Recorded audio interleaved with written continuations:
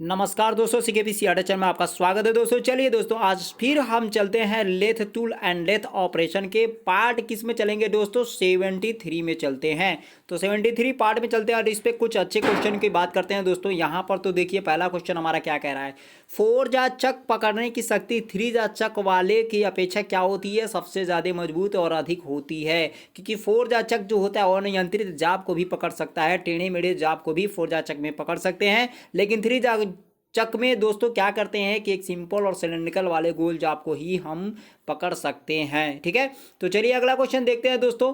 Next है, plane mandrill पर बंधे जाप को टर्न करते समय, प्लेन मैंड्रिल मैंड्रिल की बात कर रहा है, पर बंधे जाप को टर्न करते समय मैंड्रिल का व्यास जो व्यास होता है वह बड़ा रखना चाहिए। मैंड्रिल जो होता है उसका व्यास जो होता है क्या करना चाहिए, बड़ा रखना चाहिए। अगला क्वेश्चन देखते हैं दोस्तों। यहाँ पर अगला क्वेश्चन क्या कह रहा है, नेक्स्ट है, टेपर टर्निंग अटैचमेंट द्वारा टेपर काटते समय टर्निंग टूल को सही सेंटर हाइट पर सेट करना चाहिए। टेपर टर्निंग, जब टेपर टर्निंग आप कर रहे हैं, टेपर टर्निंग इक्वल टू क्या बोलेंगे, कुछ इस प्रकार से, ये आपका मान लीजिए टेपर टर्निंग यहाँ से ऐसे शुरू होगा। ठीक है, तो टेपर टर्निंग करते समय टूल को सही सेंटर पर, जो टूल है उसको सही सेंटर पे बांधना चाहिए या सेट करना चाहिए दोस्तों। चलिए अगला क्वेश्चन देखते हैं दोस्तों क्या कह रहा है यहाँ पर। नेक्स्ट है, लेथ पर चाबी मार्ग काटते समय जाब को बहुत धीमे गति से चलाना चाहिए। लेथ पर चाबी मार्ग, कीवे कोई सॉफ्ट है, उस सॉफ्ट में कोई कीवे आपको खांचा निकालना है दोस्तों, कुछ इस प्रकार के। ठीक है, ये आपका कोई खांचा निकालना है, कोई ये सॉफ्ट है, ठीक है, आपको कुछ इस प्रकार का खांचा निकालना है। तो यहाँ से जो खांचा है ये इसमें कीवे निकालने हैं, वहाँ पर ये की या खांचा या मार्ग निकालने के लिए बहुत धीमी गति से चलाना चाहिए। ठीक है, चलिए अगला क्वेश्चन देखते हैं दोस्तों क्या कह रहा है यहाँ पर। अगला, गियर कटिंग अटैचमेंट का प्रयोग लेथ मशीन पर गियर काटने के लिए किया जाता है। गियर कटिंग अटैचमेंट, जो अटैचमेंट गियर कटिंग का होता है वहाँ पर क्या करते हैं, वहाँ पर लेथ, वहाँ जिस लेथ पर उसका प्रयोग करते हैं ओनली गियर के काम काटने, गियर दांत काटने के काम में लाया जाता है सब। चलिए अगला क्वेश्चन देखते हैं दोस्तों। रिवॉल्विंग अटैचमेंट का प्रयोग कटर के दांतों मतलब टीथ सेंटर रिवॉल्विंग के लिए प्रयोग किया जाता है। टीथ सेंटर दांत रिवॉल्विंग के लिए प्रयोग किया जाता है। नेक्स्ट है, अधिक मात्रा में प्रशुद्ध लंबाई के जाबों को बनाने के लिए लेथ पर स्टॉप्स का प्रयोग किया जाता है। ओके, अधिक मात्रा प्रशुद्ध लंबाई के जाब को बनाने के लिए स्टॉप्स का प्रयोग किया जाता है बीच बीच में। अगला क्वेश्चन देखते हैं, कह रहा है रिवॉल्विंग के लिए कटर के दांतों को कटिंग एज के पिछले भाग को नीचा किया जाता है। जब रिवॉल्विंग कटर के दांतों कटिंग एज के पिछले भाग को रिवॉल्विंग के लिए, जब रिवॉल्विंग हम करते हैं तो उसके कटर के नीचे पिछले दांत को नीचा किया जाता है, बाकी आगे के दांत को ऊंचा रखा जाता है दोस्तों। चलिए अगला क्वेश्चन देखते हैं। ग्राइंडिंग अटैचमेंट द्वारा बाहरी एक्सटर्नल एवं भीतरी इंटरनल ग्राइंडिंग कर सकते हैं। ग्राइंडिंग अटैचमेंट द्वारा बाहरी मतलब एक्सटर्नल और भीतरी मतलब इंटरनल, दोनों प्रकार के हम ग्राइंडिंग अटैचमेंट से ग्राइंड कर सकते हैं। कोई भी टूल है बाहर और मतलब एक्सटर्नल और इंटरनल दोनों काम हम कर सकते हैं ग्राइंडिंग अटैचमेंट से।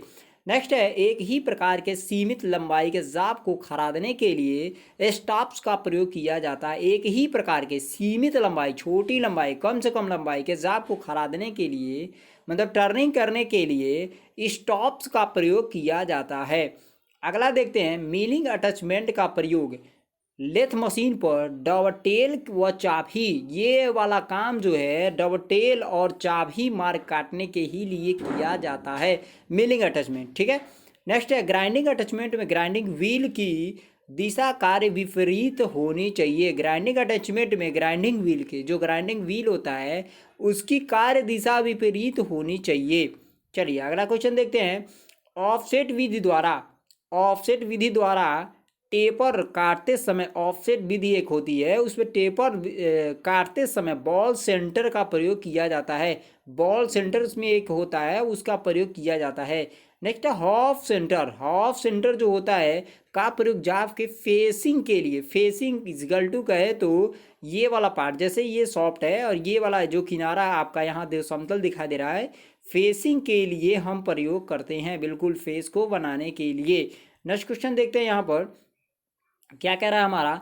नेक्स्ट है दोस्तों यहाँ पर रिवॉल्विंग सेंटर का प्रयोग तेज गति में घूमते जाबों को सहारा देने के लिए रिवॉल्विंग का प्रयोग हम लेते हैं। नेक्स्ट है टिप्ड सेंटर की आयु लंबी होती है। ओके, सही है एकदम। चुंबकीय चक पतले लोहे की प्लेट को पकड़ने के लिए किया, मैग्नेटिक चक जो पतले लोहे होते हैं उसको पकड़ने के लिए किया जाता है। अगला क्वेश्चन है लेथ मशीन पर विभिन्न प्रकार की संक्रियाएं करते समय जाब को पकड़ने के लिए चक का प्रयोग किया जाता है। जो लेथ मशीन होता है विभिन्न प्रकार की संक्रिया करते समय उसको पकड़ने के लिए चक का प्रयोग किया जाता है। 3 चक, 4 चक, कालेट चक, ये सारे चक्कों का प्रयोग हम कर सकते हैं। चलिए दोस्तों अगला क्वेश्चन देखते हैं।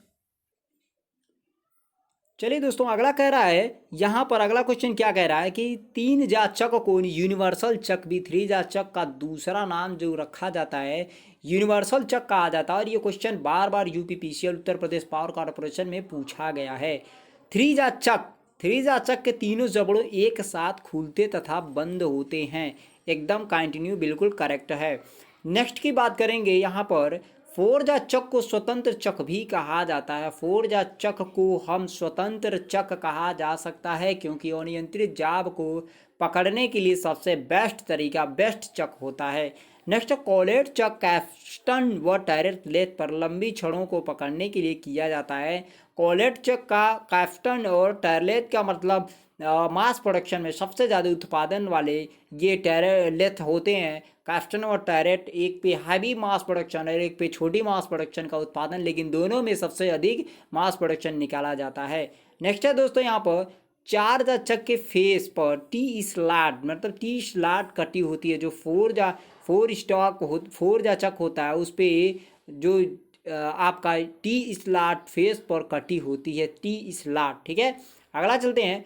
टेपर टर्निंग अटैचमेंट द्वारा टेपर काटने का सूत्र tan theta capital D minus small D बटे 2l होता है, अपान 2l होता है। लेंथ है ये, अब आपका बड़ा व्यास से छोटा व्यास आपका 2 इंटू लेंथ है आपका tan थीटा से ये मान निकाल सकते हैं। नेक्स्ट है टेपर टर्निंग अटैचमेंट का प्रयोग द्वारा बाहरी तथा भीतरी टेपर काट सकते हैं। टेपर टर्निंग अटैचमेंट के द्वारा बाहरी तथा भीतरी दोनों प्रकार का टेपर हम काट सकते हैं किसी भी जाब में। नेक्स्ट है जाब को अपने अक्ष या मार्किंग के अनुसार संकेंद्रित करने की क्रिया को सेंटरिंग कहते हैं। जाब को अक्ष के मार्किंग के अनुसार संकेंद्रित करने की क्रिया को सेंटरिंग कहा जाता है। नेक्स्ट है पार्टिंग टूल का प्रयोग है। जाब को टुकड़ों में काटने के लिए पार्टिंग मतलब पार्ट, ये कोई टूल है। पार्टिंग और टूल मतलब यहाँ से कटिंग करता जाएगा जाब को। ठीक है, तो टुकड़ों में काटने के लिए पार्टिंग और टूल, जाब को कई टुकड़ों में काटने के लिए हम पार्टिंग और टूल का यूज करते हैं। फेसिंग के द्वारा सेंटर ड्रिल की जाती है। फेसिंग जो होता है उसके द्वारा सेंटर ड्रिल किया जाता है। नेक्स्ट क्वेश्चन की बात करते हैं यहाँ पर ना, जाब पर नर्लिंग उसकी पकड़ शक्ति को बढ़ाने के लिए किया जाता है। किसी जाब पर नर्लिंग कर रहे हैं, नर्लिंग स्ट्रेट नर्लिंग भी होती है और दूसरा क्या होता है कि डायमंड नर्लिंग होती है। स्ट्रेट सिंपल कहे तो एकदम इस प्रकार की नर्लिंग। तो कहा जा रहा है यहाँ पर दोस्तों, क्या कहा जा रहा है यहाँ पर कि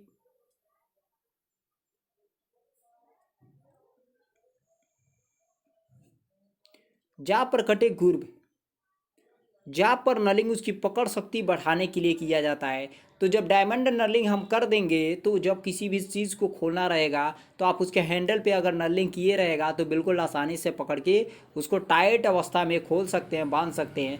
लेकिन अगर वो पूरी तरह से प्लेन रहेगा तो आपके हाथ फिसल जाएंगे, लिक्विड रहेगा तो बिल्कुल वो नहीं खुलेगा, इसलिए नर्लिंग की जाती है। चलिए अगला दोस्तों देखते हैं। जाब पर कटी ग्रूव का मुख्य लाभ नट को शोल्डर तक पहुंचाना होता है। जाब पर कटी ग्रूव का मुख्य लाभ नट को शोल्डर तक पहुंचाना होता है। नेक्स्ट है 2 मैचिंग पार्टों को अंत तक मिलाने के लिए उस पर ग्रूविंग की जाती है। 2 मैचिंग पार्टों को अंत तक मिलाने के लिए क्या की जाती है, तो ग्रूविंग की जाती है। अगला क्वेश्चन बात करते हैं बैल पंच का प्रयोग गोल राड पर सेंटर या मार्किंग करने के लिए किया जाता है। पंच की बात करें दोस्तों तो बैल पंच के बाद से आपका कहे जैसे कि आपका सेंटर पंच हो गया, बॉल पंच हो गया, ऑटोमेटिक पंच हो गया, फ्रीक पंच हो गया, पिन पंच हो गया, आपका सॉलिड पंच हो गया, हॉलो पंच हो गया, इस प्रकार के आपके सारे पंच होते हैं। ठीक है, तो गोल गोल बेलाकार जाप को सेंटर लगाने के लिए भी कई पंचों का प्रयोग किया जाता है। होल बनाने के लिए कई पंचों का प्रयोग किया जाता है। तो इस प्रकार के सभी पंचों का अलग अलग अपना अपना एंगल होता है, अपना अपना कार्य होता है। तो इसका वीडियो मैं बना चुका हूँ, आप जाके देख सकते हैं। नेक्स्ट क्वेश्चन बात करेंगे, जाप के फेस पर सेंटर पंच की मार्किंग से सेंटर ड्रिलिंग सही स्थान पर होती है। अगर इससे हम बात करते हैं तो सेंटर पंच किसी जाप पे मार्किंग करते हैं तो ड्रिलिंग वाले जगह पर सही स्थान पर ही मार्किंग होती है। नेक्स्ट क्वेश्चन की बात करते हैं, लेथ सेंटर का संरेखण ट्रायल कट लेकर भी किया जाता है। लेथ सेंटर पर संरेखण ट्रायल कट लेकर ही कर सकते हैं हम।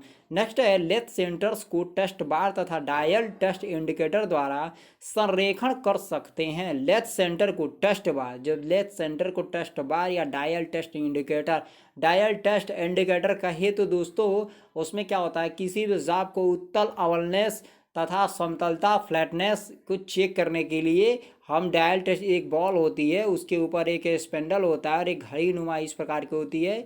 ठीक है, तो इसमें नीडल लगे होते हैं, गियर भी होता है, और यहाँ पे जब हम चलाते हैं किसी सरफेस पे तो ये खुद बता दे कि स्टैंड होता है, स्टैंड में एक और स्टैंड लगा होता है और वहाँ से ये फिक्स होती है दोस्तों। ठीक है, ये यहाँ बेस के साथ ये चलता है। ठीक है, अगला क्वेश्चन की बात करते हैं यहाँ पर, तो फेसिंग टूल टर्निंग के लिए भी प्रयोग किया जाता है। जो फेसिंग टूल है वह टर्निंग काम के लिए भी हम यूज करते हैं दोस्तों। तो चलिए दोस्तों, अगला क्वेश्चन अब अगले वीडियो में मिलते हैं। नमस्कार दोस्तों।